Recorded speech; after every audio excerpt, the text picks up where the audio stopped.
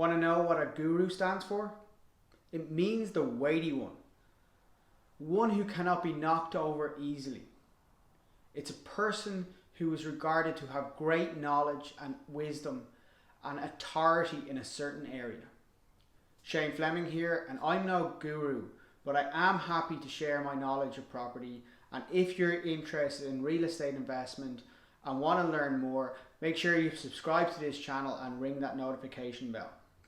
As a property professional, I'm concerned about the amount of so-called property gurus on YouTube selling property training and hustling people out of money.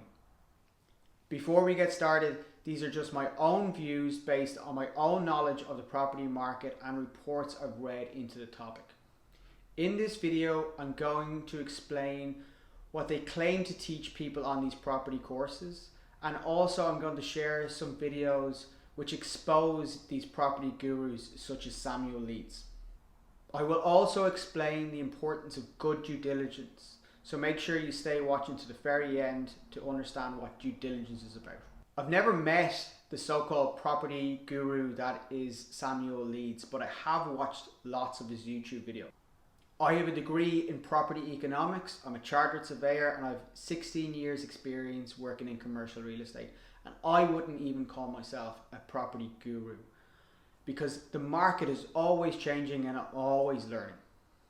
I would never call someone like Samuel Leeds a property expert, and he certainly isn't the guru in terms of the weighty one, as any property professional would knock him over in minutes. I first came across Samuel Leeds at the start of 2020. I found his videos very entertaining and he certainly is a great marketer. But after watching many of his videos, I realized he lacked real insight into the market and gave no real good information in terms of property investment. I quickly realized that Samuel Leeds was just using YouTube to sell his property courses. This concerned me because when I looked, I couldn't see that he had any qualifications or any real experience to be able to teach people how to invest in property. I then came across an amazing video from Mike Winnet called the Contrepreneur Formula Exposed. I will put up a link for this video, but it's a great watch for anyone who is thinking about attending one of these courses, or if you know anyone who's thinking about attending one of these courses, make sure they see this first. After watching Mike Winnet's video, I created my own video called No Money Down Deals, How Not to Invest in Real Estate. I will include a link in the comments below. In this video, I highlighted a number of the strategies taught in these property courses put on by the likes of Samuel Leeds. My main point was that these strategies were not property investment strategies. There are two main investment methods that pop up constantly when I've researched Samuel. The first is rent to rent. The idea is you rent a residential property and you lease out individual rooms or individual beds within that property for profit. Without getting into detail, this is a business strategy. It's not an investment strategy. Rent to rent has been around for 100 years, maybe more. It's how hotels, hostels, serviced offices, and even storage units operate. They all operate on the business model of rent to rent. So please do not spend thousands attending a property course to learn about rent to rent.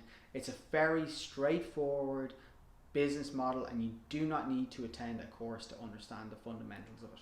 The second strategy is deal sourcing. This method involves finding someone who is cash rich and time poor and sourcing a property in return for a stake in that property. I cannot see many people willing to invest in someone who has just spent thousands on a property course and an unaccredited property course at that. In Ireland, you have to be a licensed agent to actually source property on behalf of someone else. This way, the actual client is protected under law, and I know the UK are moving towards a licensed model as well. I actually find the deal sourcing method unethical or slightly unethical. It's unethical for someone who has no experience in property investment to be asking someone for money so they can invest on their behalf. Even banks have strict rules on who and how they can approach and advise people on investments. All investment companies are heavily regulated. It is concerning that these so-called property gurus are actually out there teaching people how to get people to hand over their hard-earned cash to invest with someone who has little to no experience. This brings me on to due diligence. I really hope that any investor out there who is approached by someone who is offering to do deal sourcing for them does their own due diligence on them first. So due diligence, what is it? It's an exercise or an investigation that any reasonable business or individual would undertake before they enter into a contract or an agreement with another party. I do this on a daily basis, so much so I actually forgot about it. It's actually ingrained in me now at this stage.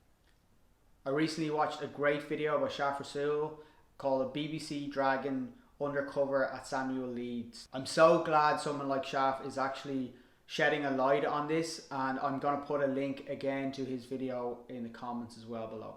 Shaf goes into great detail in regards to how Samuel Leeds manipulates people who attend his free property training course and how he gets them to sign up for the paid course. Saf is going to be putting out lots of videos on this topic and expose Samuel Leeds over the next few weeks. I actually reached out to him over LinkedIn to ask him could I mention his video within my video, and he gracefully said yes. He actually even offered to share some of the footage as well, but I'm not going to take him up on that because I'm not going to be able to get into that kind of editing or that kind of detail that he can get into right now. But one thing he actually goes into a great amount of detail within this video is actually the importance of due diligence. It's actually something I totally forgot about because I just do it on a daily basis anyway. But actually thinking about this topic, it is so important when it comes to property investment. Investing in property is actually quite complex. It actually throws up loads of issues that you may never have even thought of. Knowing how to solve these issues only comes from actually years of experience. I started my career in Tesco. I was involved in valuations, rent reviews, acquisitions, as well as redevelopment of shopping centres. Due diligence was important in all areas. I actually remember agreeing to buy a site that was adjoining an existing shopping centre. Plans were drawn up to redevelop the entire shopping centre, incorporating this new site that we had agreed to purchase. However, pre-completion we discovered a 200-year-old legal document that actually made it next to impossible to develop anything on the site other than residential, which would be no good for a shopping centre. We therefore had to scrap the deal, walk away from the acquisition, and redesign the whole redevelopment of the shopping centre. But what it tells us is good due diligence matters. After the crash in 2008, I worked for a defunct bank to try salvage whatever assets they actually still had. This is where I actually really learned about the importance of good due diligence. I had the opportunity to learn from other people's mistakes, and I also had the opportunity to learn from the bank's mistakes. The valuation write-downs on some of the loan books was huge, far in excess of actually the other banks' write-downs, and this was due to poor due diligence from the outset. Examples included properties that already had mortgages on them. There was also properties that were completely landlocked and access was restricted, impacting the valuations massively and in turn affecting the loan book valuations. This all should have been exposed during good due diligence before loans were given out in the first place. Running my own business now, I have to carry out due diligence on behalf of clients all the time when it comes to acquisitions. I also have to carry out due diligence on any new client, which includes seeking proof of funds and proof of identity before I can even start working for them. Property investment is all about good due diligence. I'm really glad that this video by Shaf really highlighted due diligence. One of the disadvantages of shooting a YouTube video with your phone is if it rings in the middle of shooting a video, you end up having to reshoot at a later time, hence the difference here. To recap, property investment is not easy. Rent to rent and deal sourcing are not investment methods, and do due diligence on any property course, and if you're doing a property course, try make sure it's accredited. Due diligence should be done for every property deal, and the sooner you learn that, the better. And you should also do due diligence on any property trainer as well. If you enjoyed the video, please like and comment.